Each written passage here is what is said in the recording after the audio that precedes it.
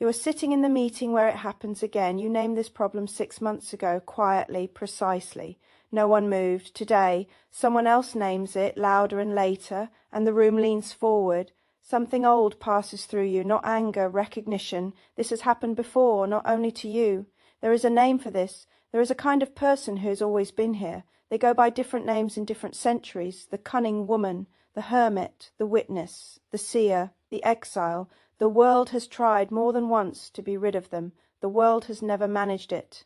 If you carry one of these patterns, you already know. Today, the seer, the one who knows first and is believed last. And the story of how the world taught itself to forget her. Stay in that meeting for a moment.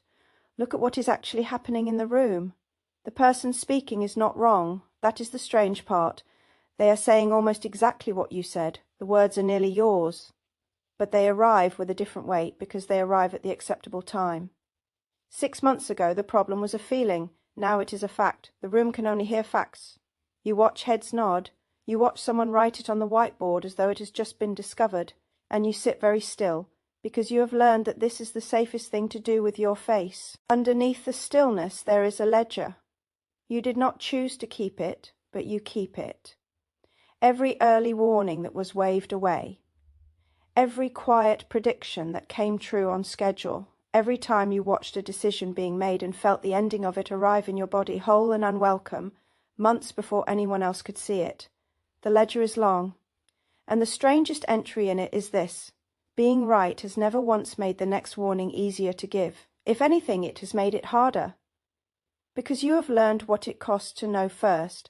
It costs credibility. Oddly, the person who sees early sounds alarmist. The person who sees late sounds reasonable. It costs warmth. People do not love being read. It costs energy because you carry the weight of what is coming, while everyone around you is still enjoying the part where nothing has happened yet, and it costs something harder to name, a kind of loneliness that lives in the gap between what you perceive and what you are permitted to say. You have lived in that gap since childhood. You were the child who asked the question that made the adults go quiet, the one who knew the marriage was ending before the parents did, the one who felt the lie in the room and could not understand why everyone else kept eating their dinner. You learned early that your sight made people uncomfortable, so you learned to dim it in public, to phrase your knowing as a question, to wait and watch and let others catch up and say nothing when they finally arrived at the place you had been standing all along.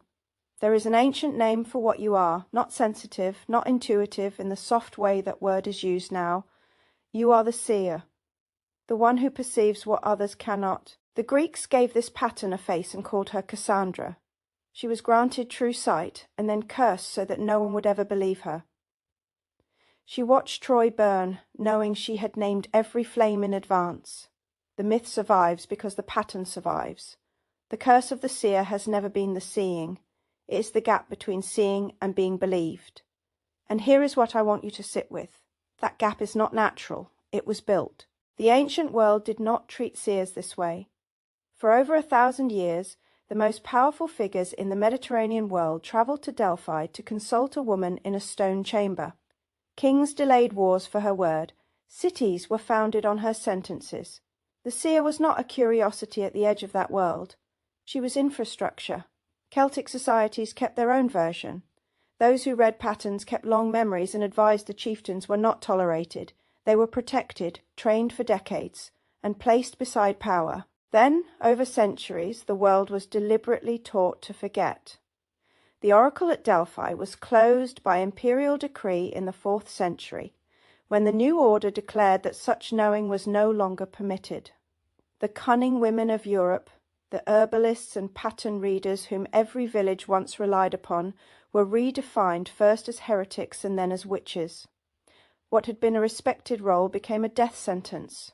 The message to anyone carrying the pattern was unmistakable: hide the sight or be destroyed for it. The Enlightenment finished the work more politely. It did not burn the seers. It simply redefined knowledge so that their knowing no longer counted. If it could not be measured, repeated, and demonstrated on demand, it was not real. The industrial age added its own rule. Value belongs to what is fast, visible, and immediately useful. Deep pattern perception is none of those things. It is slow to explain, invisible in the moment, and useful precisely once it is too late to deny. Let me anchor this clearly, because the oracular language can mislead. None of this is supernatural. What the old world called the seer, Jung studied as a particular shape of consciousness. He spent decades asking why certain people perceive archetypal patterns more readily than others. In modern terms, this is introverted intuition operating as the dominant function. Dominant cognition absorbs enormous amounts of unconscious data and delivers its conclusions whole as complete knowings without showing the working. What feels like prophecy is pattern completion, a measurable psychological process. The sight is real. It simply runs beneath the level that the conscious mind can narrate. Which means the world's forgetting was never about whether seers exist. They never stop being born. Dominant perceivers arrive in every generation, in every culture, at roughly the same rare frequency.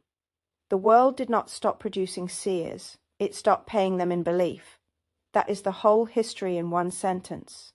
The role was dismantled, but the people kept coming. And a person built for a role that no longer exists does not stop being that person. They simply pay for it. This is the shadow, and you should look at it directly. When the world forgets the seer begins to forget herself. You doubt perceptions that have never once been wrong. You hand your sight away free of charge to employers, to partners, to people who take the insight and discard the source. You over-explain. You undercharge. You translate your knowing into smaller and smaller language, hoping that if you shrink it enough, it will finally fit through the door of other people's comfort. And in the worst seasons, you turn the sight on yourself like a blade, cataloguing your own strangeness as evidence of defect. That is not your pathology. That is the curse working exactly as it was designed. A seer taught to distrust her own perception is the finished product of 15 centuries of instruction. But notice something. The instruction never fully took. Some part of you has gone on tending the sight anyway. Quietly, in the dark, the way forbidden things are kept alive. You are watching this video. That is the evidence. So return to the meeting. The room, the whiteboard, the idea arriving 6 months late to applause. See it again now. That moment was never proof that you are too much, too early, or too strange. It was a small reenactment of a very old arrangement, played out in fluorescent light. A civilization that dismantled the role of the seer still produces situations that desperately need one, and still punishes the one who answers. You are not failing in that room. You are being a seer in a world that has forgotten what it is looking at. What changes then is not the sight, it is the contract.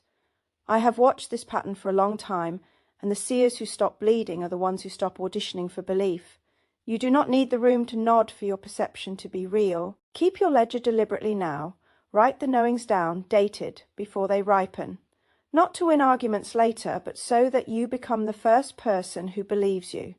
Choose where the sight is spent. Some rooms have earned it, most have not. And give up gently the hope that being right will one day be enough for the people who need you to be late. The village never granted the seer's dignity. It was carried through the centuries that the village forgot. It is yours to carry now. Not as a wound, as a lineage. If this has landed somewhere it needed to land, then you may already know what comes next. There are 7 Sigma INFJ archetypes, and each one carries a different gift, a different burden, a different mythic responsibility. The link in the description will take you to a free assessment that reveals yours.